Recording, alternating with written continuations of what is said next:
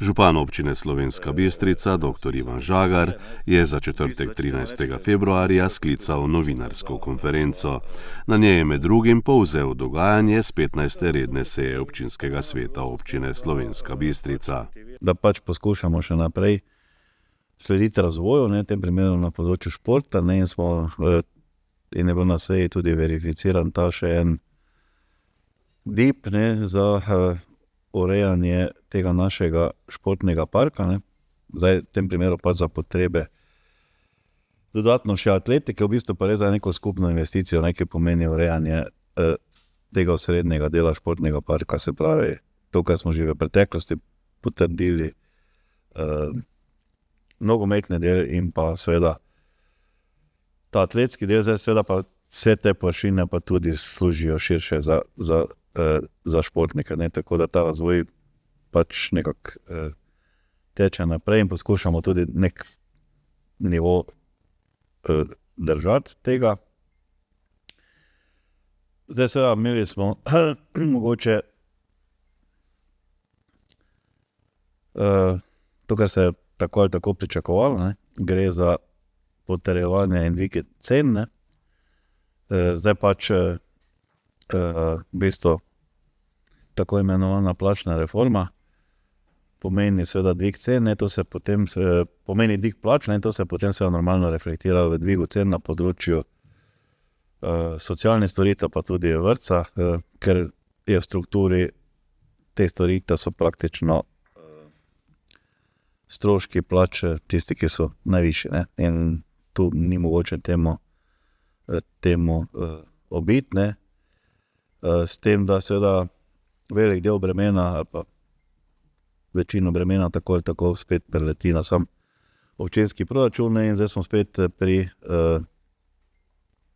financiranju občin in še dodatni utemeljitvi, da primerna poraba, ki bi ne pokrivala stroške občin, v bistvu ne pokriva tega dela. In tu merimo beležimo manko, izpad, in zdaj se seveda tekoči stroški zarežejo v ta investicijski del. No in pa občinski svet je tudi, ker se bliža občinskem prazniku, je potrdil oziroma določil dobitnike priznanj častnega občana v letošnjem letu. Ni občine Slovenska Bistrica, niti ni bilo nobenega predloga. Bilo je kar veliko predlogov, zdaj se tudi strinjam s tem, da bi si pravzaprav vsi to priznanje bi tudi bilo prav, da bi ga dobili, ampak mi smo glede na pravilnik omejeni. In se bilo treba odločiti, oziroma občinski svet mora odločiti, tako da se listina občine podeli bratoma Štern za delo, mislim, da jih vsi poznamo, za delo na športnem področju, torej za njihovo športno udejstvovanje na področju odbojke. Potem pa so še tu 3 priznanja. Zdaj eno priznanje gre aktivu kmečkih grana Kočno na Zgornji Polskavi za njihovo delo pri tem razvoju, in pa mislim, da že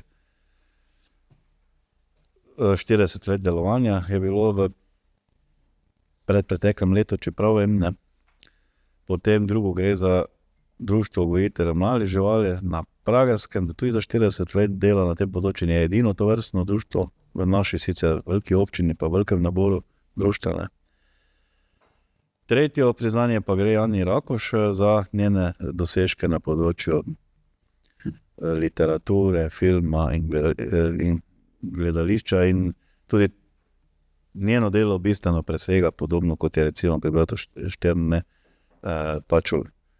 aktivnosti na območju občine Slovenska Bistrica. Ne samo, da je ona za svojim nastopi oziroma s svojim delom se promovirala na širšem slovenskem, tudi na evropskem področju.